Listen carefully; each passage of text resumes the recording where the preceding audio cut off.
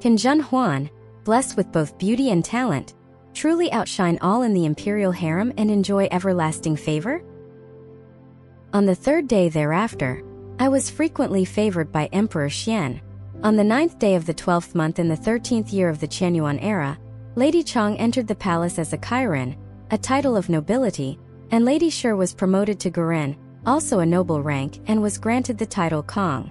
My influence grew as a result, increasingly rivaling that of consort Hua. I feigned illness, and both Chun'er and Lady Shi were ordered to move out of Tongli Palace to avoid the illness. After I recovered, Xianling did not decree for their return. Living alone in the vast Tongli Palace was not proper. Now that both had been promoted, and considering Chun'er's naive nature, I planned to have Chun'er move back to the Western Padian to facilitate care. As for Lady Shi, I had little affection for her, especially after she regained favor and was promoted 3 years after falling out of favor. Basking in her newly granted title, her eagerness to please became unbearably annoying. Thus, I asked the Empress to have Chun'er move in with me. Originally, Xianling frequently stayed in Tongli Palace, and Chun'er's moving in meant she would have more opportunities to see the Emperor, which made many envious. Xianling was fond of Chun'er's youthful innocence and unpretentious charm. Although he did not favor her frequently, he did not strictly enforce the palace rules on her. The Empress and Feng Shui, among others, liked Chun'er, and they were pleased with her promotion. Xianling let her be herself, as long as she did not overstep boundaries. For a while, this led to Consort Ling being somewhat neglected. However, Consort Ling seemed not to mind the amount of favor she received, and aside from the regret of Mei Zhuang's confinement, our friendships improved. This peaceful situation continued for many days, and when I saw Xianqing again, it was the last day of the 13th year of Qianyuan New Year's Eve. This day was a grand feast for the entire palace. The previous year on this day was when I truly met Xianling. Running through the snow-covered Yong Lane to avoid him. Thinking of this, the corners of my lips, tinged with the scent of wine, smiled unconsciously. During the month Xianqing toured the Shu region, it was the time of tender affection between me and Xianling. Despite Xuanling's coldness towards Mei Zhuang, he was very good to me. Xianqing had just returned from the Shu region. His clear eyes bore the dust of Beishan and Shu waters and the weariness not yet cleansed by the capital's grandeur, which his gentle demeanor turned into a warm charm in his speech. At the moment he cradled his wine, sitting next to the Empress Dowager, leisurely describing the scenery of Shu, including the ancient plank roads of Jianjian Zitong, Li Bing's Dujianjian, the majestic Qinling Mountains, the challenging Shu Road, the magnificent Thousand Buddha Cliff, and Dufu's Huahua residence. These were scenes I had imagined from books, and his eloquent narration made them come alive. Everyone was captivated by his story, forgetting even to eat or drink. My attention drifted, recalling sentences from books and comparing them with his descriptions of the real scenery. He was seated far from me, next to the Empress Dowager in a luxurious setting. His experiences were like a fresh stream to the palace ladies, vastly different from the secluded life of past years and the cutthroat politics of today. Although the Empress Dowager listened with interest, her chronic condition of weeping upon feeling the breeze had repeatedly flared up since the onset of winter, worsening her vision, which alarmed Xianling. He repeatedly ordered the imperial physicians from the Imperial Medical Bureau to attend to her in the Yining Palace. It was unfortunate for Wen Shi, who had just finished treating the Duke of Hugua, to rush to the Empress Dowager's palace to serve her without rest. The Empress Dowager, unable to sit for long, returned after watching the fireworks, easing the formal atmosphere. With the Empress Dowager gone, the formality lessened. Xianling invited me to sit beside him, saying, "You enjoy these stories, but you were too far to hear clearly just now.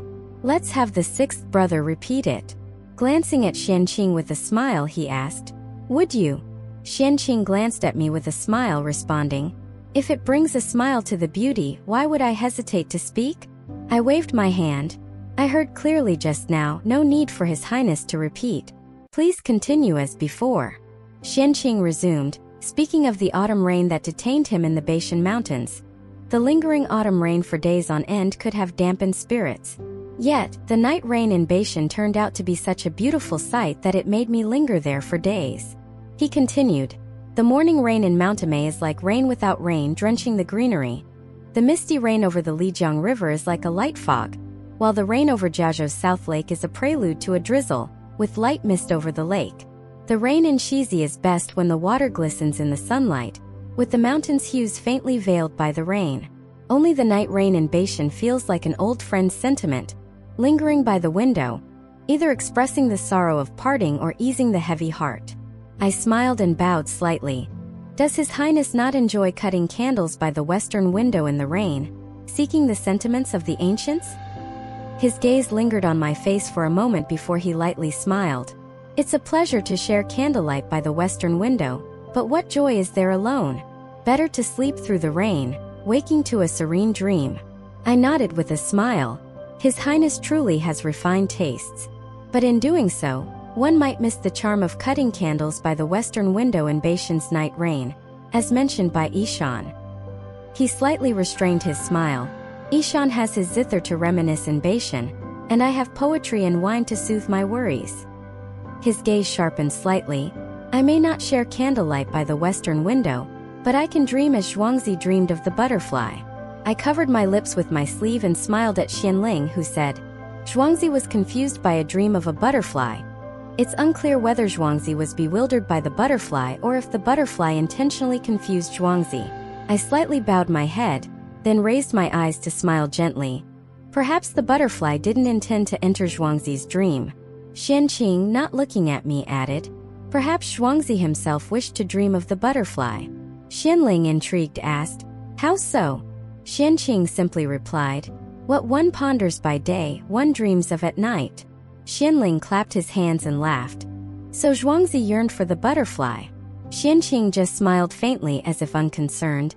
A fair lady is a gentleman's delight. Perhaps the butterfly was Zhuangzi's ideal lady. What does brother think? Xianling took a drink.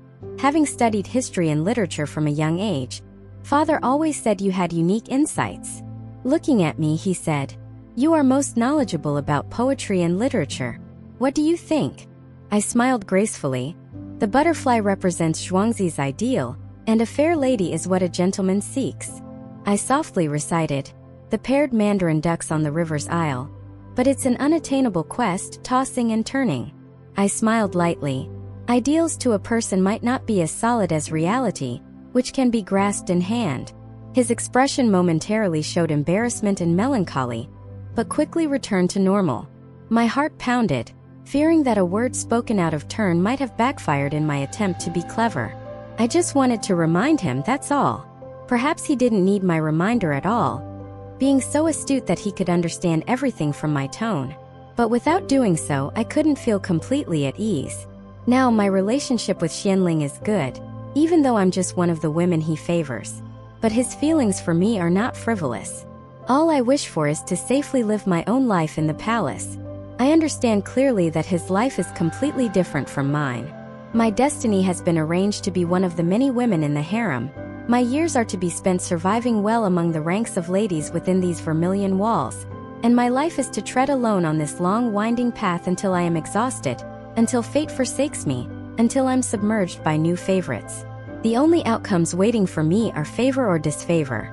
His life, however, is too splendid, like a magnificent scroll that has just begun to unfold, filled with countless unknowns and possibilities, far beyond my comparison. Moreover, my life has already seen too much turmoil.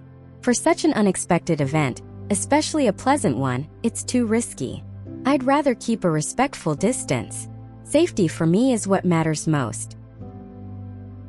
Follow us to avoid getting lost and enjoy endless exciting stories. For more content, please go to the Story Wall homepage to view more exciting novels.